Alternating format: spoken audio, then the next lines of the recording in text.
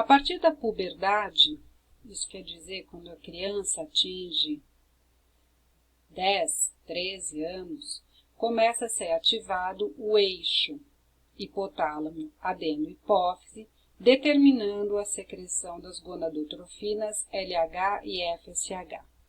Como eu havia comentado na aula anterior, estas gonadotrofinas apresentam alvos específicos. Então, nós estamos aqui representando o hormônio luteinizante, agindo especificamente sobre células de Leydig, células intersticiais, que têm a propriedade de síntese e secreção de testosterona.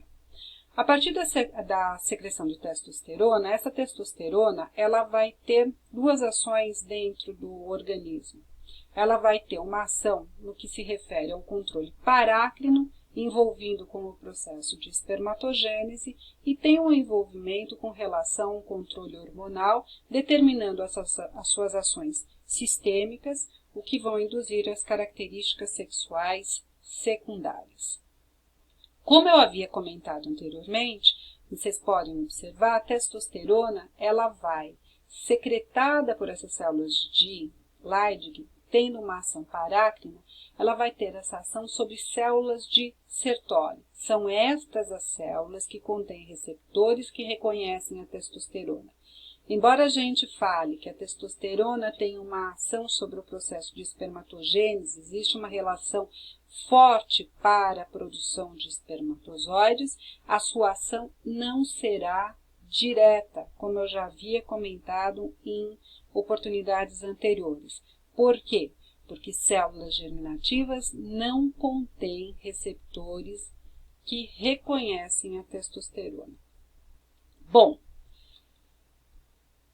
com relação ao hormônio folículo estimulante, hormônio adeno-hipofisário, seu alvo corresponde às células de Sertoli. São elas que contêm receptores específicos para o FSH e, sob estimulação do FSH, tanto o processo de proliferação quanto diferenciação dessas células de Sertoli acontecerão. Então, aqui como a gente mostra, uma das ações apresentadas pela célula de Sertoli é pela presença desta enzima, que é a aromatase, que também é conhecida como CPY19, ela vai promover a conversão da testosterona a 17-beta-estradiol. E esse 17-beta-estradiol tem uma importante ação sobre as células germinativas. Estas células contêm receptores para o estrógeno e serão sensibilizadas por este hormônio, determinando aí uma efetividade no processo de espermatogênese. Comentávamos na primeira parte da aula, por exemplo, o vínculo destas células germinativas, do processo de espermatogênese, com relação ao 17-beta-estradiol, por exemplo, esse hormônio sendo importantíssimo para o processo de espermiogênese, para o processo de espermiação, de liberação dos espermatozoides maduros para a luz do túbulo seminífero. Bem? Como a gente está falando das células de Sertoli, o papel das células de Sertoli não se restringe única e exclusivamente à produção do 17-beta-estradiol e também de inibina, como nós havíamos comentado anteriormente. Aqui a gente mostra as diferentes funções apresentadas por essas células. Primeiramente, a gente tem essas células de Sertoli, sendo células que têm um vínculo muito íntimo com as células germinativas. Então, elas circundam as células espermáticas, formam junções aderentes com essas células, né? E a formação dessa íntima relação com as células germinativas, por exemplo, é extremamente importante para dar um suporte estrutural. Então, elas formam, né, há uma formação e um rompimento dessas ligações e em vários, né, que vai se sucedendo, que vai permitindo que essas células germinativas em diferentes estágios de divisão celular sejam guiadas em direção ao lume. Tá? Então, há uma liga-desliga, liga-desliga, e isso vai direcionando como se formasse um corredor para essas células germinativas da lâmina basal em direção ao lume, até que haja possibilidade que ocorra a espermiação, a transferência desses espermatozoides maduros para a luz do tubo. Outra ação dessas células de Sertoli no que diz respeito à formação da barreira hematotesticular. São essas células que formam essa barreira. Então, além de elas apresentarem uma ligação muito forte com as células germinativas, elas apresentam uma ligação forte entre elas, formando uma barreira de acesso de substâncias do sangue para as células germinativas, o que é extremamente importante para garantir uma seleção do que vai ser passado para essas células germinativas, que são células extremamente importantes, porque elas que vão dar origem a novos descendentes. Então, a restrição ao movimento de substâncias entre o sangue e essas células é efetivado por essa barreira hematotesticular, formada por a ligação, né, células de Sertoli que estão ligadas entre si. Isso cria um ambiente especializado, imunologicamente seguro, e também é de responsabilidade dessas células o controle da disponibilidade de nutrientes para as células germinativas. Bom, outra função das células de Sertoli, a secreção de proteínas, dentre elas as proteínas transportadoras de nutrientes, ferro, cobre, vitamina A, assim como a síntese desta proteína, que é uma proteína ligadora de andrógenos, que vai controlar a biodisponibilidade parácrina dessa testosterona.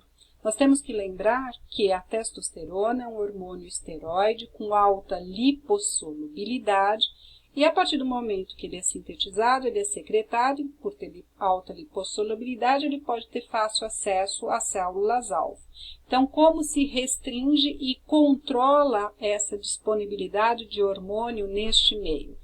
Pela presença de proteínas ligantes a estes hormônios. Aqui, no caso, a gente tem a proteína ligadora de andrógeno testicular, e no plasma também a gente vai ter proteínas ligadoras de andrógenos e albumina, que são os pontos, né, de ligação com esses hormônios esteroidais e que também estão relacionadas à disponibilidade desses agentes às células-alvo.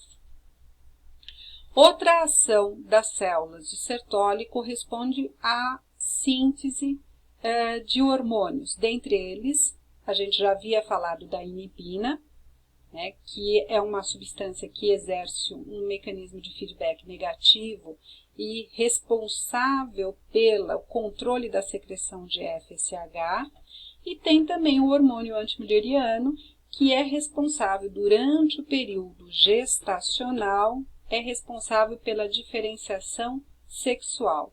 É ele que vai permitir com que haja a diferenciação de estruturas em estruturas embrionárias, em estruturas do sistema reprodutor masculino. Tá bem?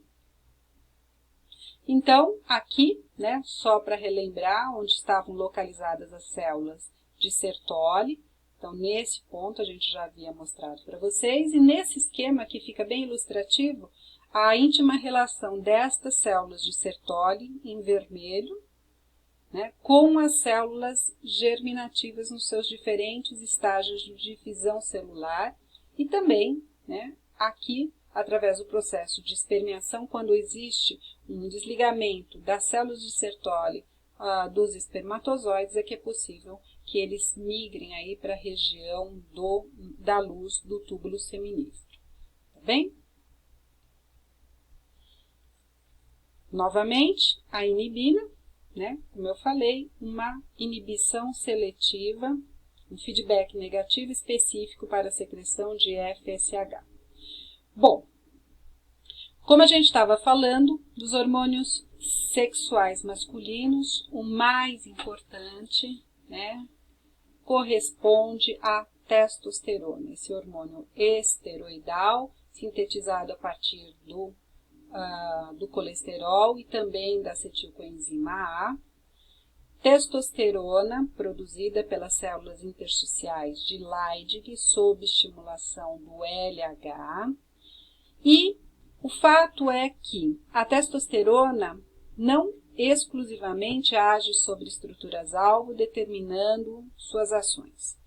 Assim como a testosterona, derivados metabólitos dessa testosterona também exercem ações tanto testiculares quanto sistêmicas. E de quem nós estamos falando? Nós estamos falando desse metabólito que corresponde a dihidrotestosterona e o estradiol, especificamente 17-beta-estradiol, que correspondem a metabólitos da testosterona e que são gerados pela presença em células-alvo de uma enzima denominada 5-alfa-redutase. Então, testosterona convertida a dihidrotestosterona por ação da 5-alfa-redutase e a testosterona convertida a 17-beta-estradiol pela ação da aromatase ACPY19, que nós comentávamos anteriormente, e que seriam estas substâncias responsáveis pelas ações desses hormônios sexuais. Tá bom? Existem tecidos onde são encontradas essas enzimas. A 5-alfa-redutase é encontrada, por exemplo, em glândula prostática, uma importante enzima que permite a produção de hidrotestosterona e que determina, por exemplo, em próstata, o aumento, o crescimento prostático. Assim, a aromatase encontrada em células de Sertoli, células ósseas, células da mama, e determinando a produção de 17-beta-estradiol e que vão determinar ações, e a gente vai conversar um pouquinho mais, né, e mostrar um pouquinho mais dos locais onde elas são encontradas nos próximos slides. Então, como eu falei, a partir do colesterol, por atividade por uma cadeia biosintética, vai haver a produção de testosterona, que sob a ação de aromatase, a produção de estradiol e por ação da 5-alfa-redutase, a dihidrotestosterona. Bom, com relação ao metabolismo da testosterona, nós mostramos aqui que cerca de 97% da testosterona secretada, isso em termos sistêmicos, né, no plasma, ela vai estar ligado ou à albumina ou a essa globulina, que é uma globulina ligadora de testosterona. Ela vai de hormônios sexuais. É uma globulina que é secretada pelo fígado, assim como a albumina também é sintetizada e secretada pelos hepatócitos. Ambas, a albumina e a proteína ligadora de hormônios sexuais, têm a responsabilidade de determinar a biodisponibilidade desses hormônios.